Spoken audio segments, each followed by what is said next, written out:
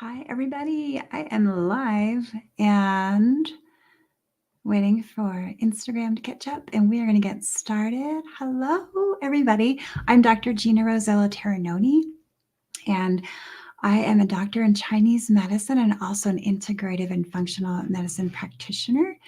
And I specialize in helping women to get pregnant and also men together, couples.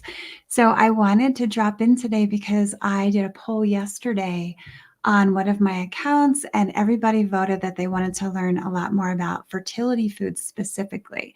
So I'm going to drop in my 5 favorite fertility foods. They're groups of foods for you, so you can actually start to add those in today. And I am going to drop in, sorry about that. I thought I had the link up. I'm going to drop in a quick link to where you can access a 7-day fertility food meal plan for free. So I'm going to put this link in here. All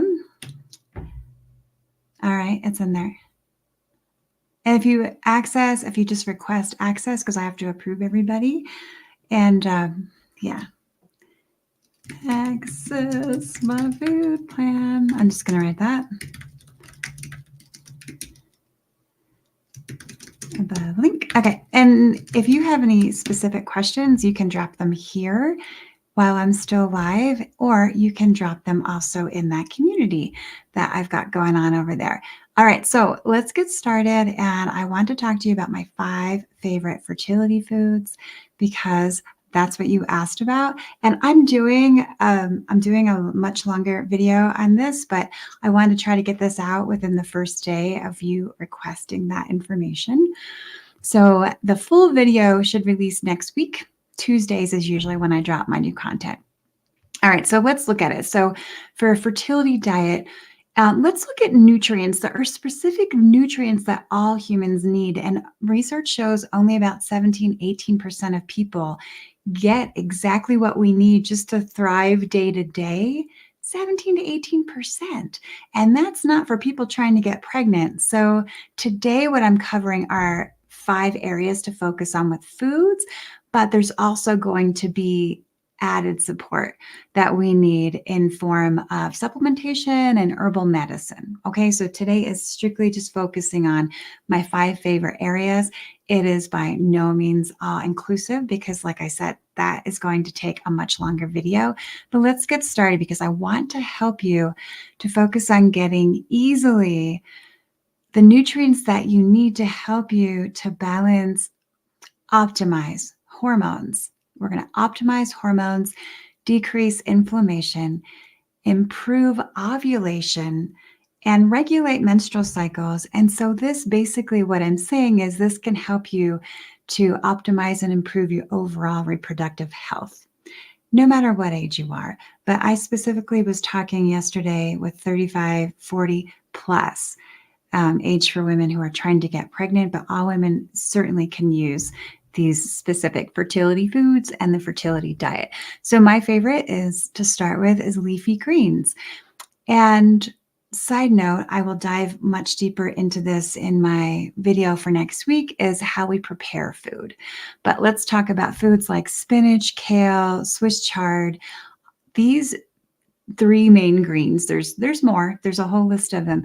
They're rich in folate, which is a crucial nutrient for DNA synthesis and cell division. So folate specifically is really important to prevent neural tube defects in the early stages of pregnancy.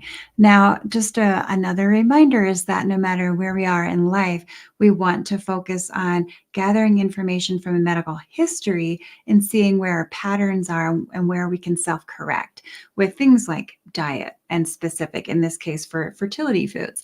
And then we also want to boost up what we can with present day and factor in future health. So leafy greens. Next up is fatty fish. Now, here's the deal.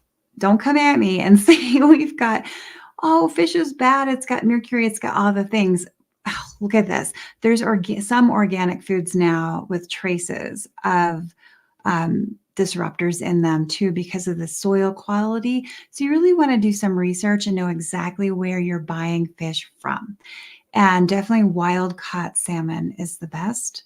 And again, you're not eating it every day, but at least 2 times a week, possibly 3 times a week. Do the research.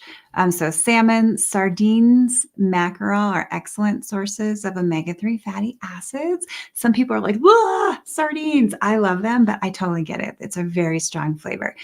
But if you're like Greek or Italian, I'm Italian, then it's probably easier for you to get sardines into your diet. And these fishes and omega-3s are vital for hormone production, also very helpful for women that are struggling with irregular menstrual cycles. So keep that in mind. And it also, combining with herbal medicine, which is a separate topic, it will help to improve blood flow to all the reproductive organs. And specifically in Chinese medicine, we're talking about the function of liver and spleen and kidneys. I don't want to blow your doors off. So next up is legumes, beans, lentils, chickpeas. They're not only great plant-based sources, but they're also rich in fiber and folate. And this will help to stabilize hormone levels and also support a healthy menstrual cycle. A menstrual cycle is like our report card. It's telling us what is going on, but it gives us an awesome opportunity to isolate some things and go, okay, we need to focus here, here, here, improve so all the systems are working well together. And that's like a monthly report telling us how we're doing. And for fiber, you do want to get a minimum of 25 grams a day. Shoot for 35. You probably, when you start to focus on specific foods, you won't have to be sitting there with the food calculators or the apps unless you want to do that. But it gets kind of easy once you get into good patterns of eating. And I am checking for questions because I haven't seen anything pop up. If you have any questions, please drop them below. And if I miss them, I'm shooting between screens here to try to help.